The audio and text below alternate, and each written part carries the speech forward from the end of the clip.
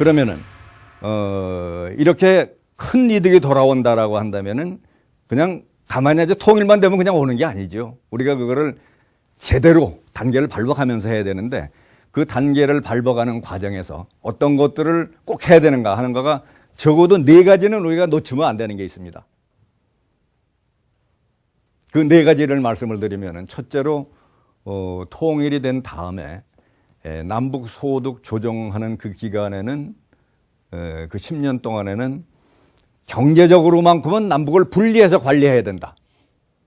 그러니까 쉽게 제가 풀어서 이렇게 말씀을 드리는데 분리 관리라는 게 조금 좀 마음에 걸린다 그러면은 뭐 그거를 경제적인 연방이라고 불러도 좋아요. 뭐 그건 어떻게 해드려도 좋은데 내용상으로는 모든 분야에서는 단일화를 금방 시켜가되 경제 문제 한에서는 10년 동안에 남북 소득 조정 기간 동안에는 분리해서 관리를 해야지.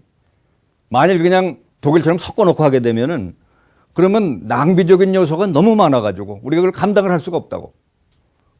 저쪽 체제에 살던 사람들은 지금 이쪽 체제에 적응시키기 위해서 예를 들어 훈련을 해야 된다. 알려줘야 된다. 라고 한다면은 전부 하나하나 불러 따로따로 이걸 하려고 그래봐요. 이게 어떻게 되겠는가. 전부 같이 있는 상황에서, 같이 나갈 수가 있게 만들어주고. 그리고 또 중요한 건 뭐냐면 이게, 전부 그냥 일시에 섞여져 버리면은 그러면 저쪽에서 그동안에 어렵게 살던 사람들의 소득 수준을 좀 올려줘야 된다 그러는 데서 이걸 어떻게 추출을 해가지고 따로 해나갈 수가 없다고.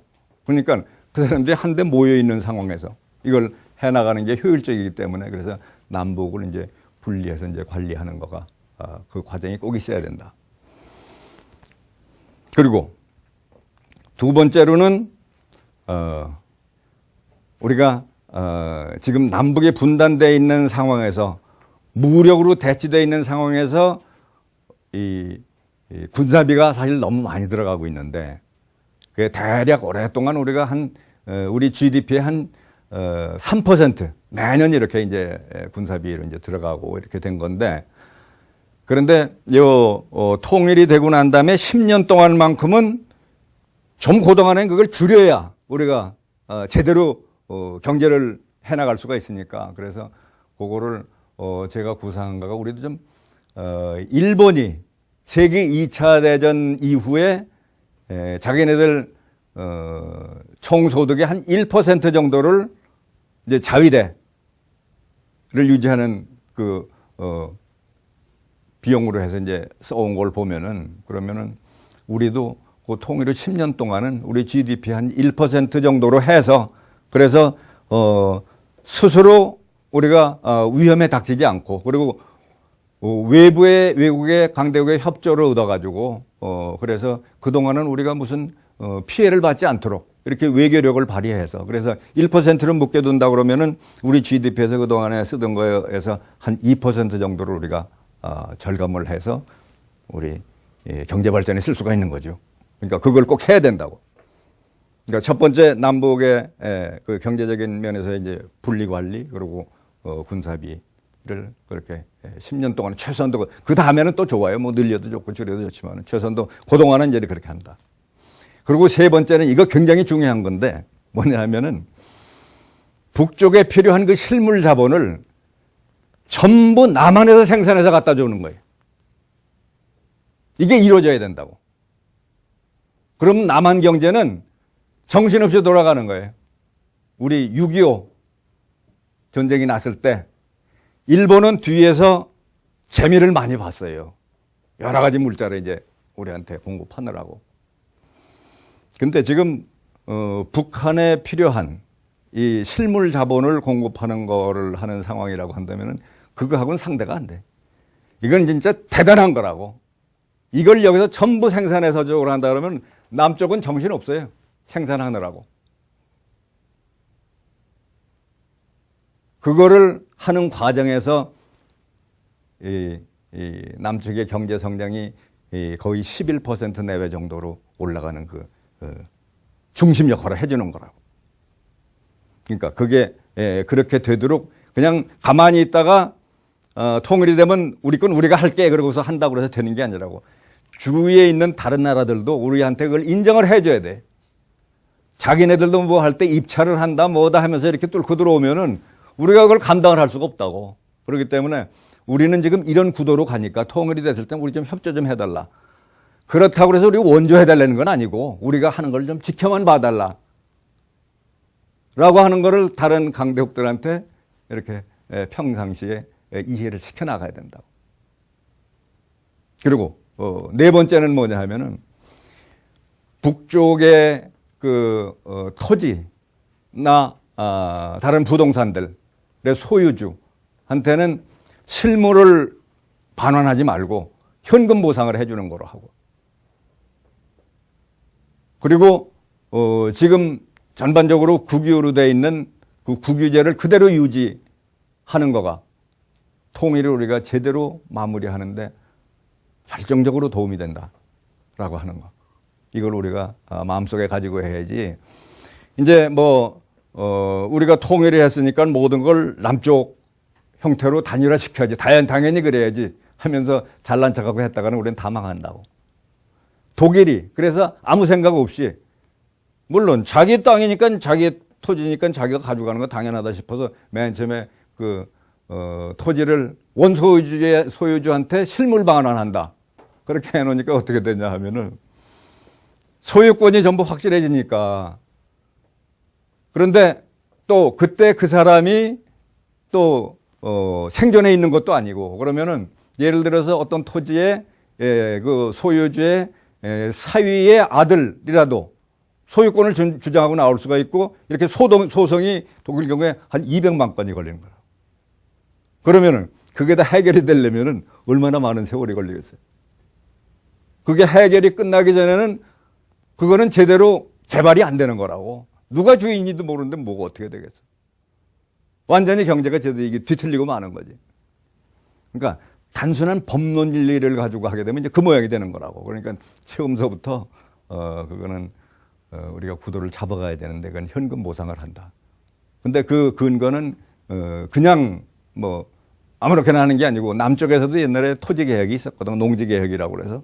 그러면 그때 당시에 현금 보상을 해줬다고. 지가증권이라고 해서 지가증권 주고 나중에 이제 돈으로 바꿔주고 이렇게 했는데, 남쪽에 토지를 가지고 있던 소유주한테는 옛날에 그렇게 했는데, 북쪽에 토지를 가지고 있던 사람은 그걸 실물로 반환해준다. 그러면 이게 완전히 형평성에서 안 되는 거죠. 이쪽에 있는 사람이 승복을 못 한다고. 그러면은 또, 그 제가 이제 통일은 대박이다 해서 이제 상세하게 이제 드리는 것처럼, 또 다른 방법으로 몇 가지 생각을 해볼 수 있지만, 그게 어떤 거는 남쪽에서 마음에 안 들고 어떤 건 북쪽에서 마음에 안 들고 그러기 때문에 결국은 제일 좋은 방법은 뭐냐 하면은 현금 보상을 해주고 토지는 국유화 형태로 그냥 간다라고 하는 거. 이게 중요하다. 이렇게 해서 이 네 가지 요건이 그대로 잘 진행이 될 때 제가 말씀드리는 경제 성장이 11%에 해당하는 엄청난 경제 성장을 할 수 있고, 그렇게 경제 성장을 했다라고 한다면은 그 결과가 어떻게 되느냐 하면은, 만약 우리가 통일하는 과정에서 남측의 소득 수준이 개인당 소득 수준이 한 27,000달러 정도 된다면, 지금 2만 달러 좀 넘어가는 이런 데인데 27,000달러 정도라고 가상을 하고 시작하면은 통일된 다음에 10년 후에는 얼마가 되냐면 69,000달러가 돼요. 엄청난 거라고. 그러면 지금 미국의 1인당 소득 수준이 어떻게 됐냐 하면은 대략 한 5만 달러 정도 되거든요. 그러면은 여러분이 짐작을 해볼 수가 있다고. 우리의 상태가 어느 정도로 가는지. 만일 통일하는 그 시점에서 우리 소득 수준이 한 3만 달러 정도 된다. 그러면 10년 후에는 7만 7천 달러가 된다고. 완전히 다른 세상으로 가는 거지. 이게 현실이고 사실이거든. 근데 이제 그냥 막연히 통일이 부담이다. 뭐 이런 생각을 가지고 우리가 여기에 대처하면 안 되겠다. 이런 말씀을 드리는 거죠. 그래서 이제 우리가 통일을 하게 되면은, 그리고 이런 준비를 해 나가면은 우리는 남쪽이 그렇게 되고 북쪽에서는 말할 것도 없이 지금 제대로 먹지도 못하고 지금 굶는 사람들이 태반인 이런 상황에서, 유엔 보고서에 따르면 최근에 북한의 1600만 명에 해당되는 사람들이 이 장기적인 식량 부족 상태에 있다. 이런 얘기를 한다고 하면은 알만하잖아요. 그런 사람들이 일거에 남쪽 소득 수준의 절반까지 온다고 그러면은 이건 엄청난 거라고. 사람 사는 세상으로 들어오는 거지. 그러면은 북쪽은 북쪽대로, 남쪽은 남쪽대로 이렇게 좋다고 한다면은 분명히 통일은 좋은 거지. 지금처럼 통일이라고 그러면은 뭐 필요하다 그러는 게 뭐 전체 20대 40%라든지 이런 건 좀 그런 거거든요. 그러니까 모든 사람들이 이 현실을 안다라고 한다면은 그러면은 통일에서부터 멀어져 갈 필요가 없고 만일 경제적인 면에서 부담이 돼서 그동안에 그런 느낌을 가졌다라고 한다면은 이 사실을 알면 오히려 경제적인 면 하나만 놓고 보더라도 우리는 통일을 해야 되고 그리고 그렇게 했을 때 정말 우리는 모두가 함께 정말 좋은 상황으로 간다라고 하는 걸 우리가 알 수가 있는 거죠. 그러면은 좋다고요. 이게 통일을 하면 이렇게 좋다라고 하는데 전부 공감을 했다라고 한다면 통일에 대해서 모두가 자신감을 가지고 뒤로 뺄 게 아니고 자신감을 가지고 합심을 해서 통일을 만든다라고 했을 때 좀 전에 말씀드린 것처럼 그건 우리 남한에 있는 사람들이 주가 돼서 돼야 되는 거예요. 북쪽에 있는 사람들 경우에는 북쪽의 정권은 솔직히 말씀드리면은 자격이 없어요. 아무리 이상이 좋고 이념이 좋고 한다고 하더라도 그 많은 사람들을 굶주리게 만들고 또 굶어 죽게 만들고 그러면서 그 체제를 유지하려니까 사람들을 탄압을 해야 되고 그 되겠어요, 그게? 사람 사는 세상에서. 누굴 위한 거예요, 그건? 그 사회를 지배하는 사람, 지배하는 계층을 위한 것 뿐이지. 만일 2,400여만 중에서 그렇게 무언가를 누리고 사는 사람들이 한 100만 명이라고 하더라도 나머지 2,300만 명은 뭐예요, 그 사람들은? 그건 그냥 숫자인가? 사람이 아닌가? 거기는 이미 능력이 없고 자격도 없고 이렇게 되어 있는 거니까 결국은 우리가 해야 되는 건데 우리가 이런 사실을 바탕으로 해서 합심을 해서 통일하는 쪽으로 나가야 된다고. 그러면은 좋다고요.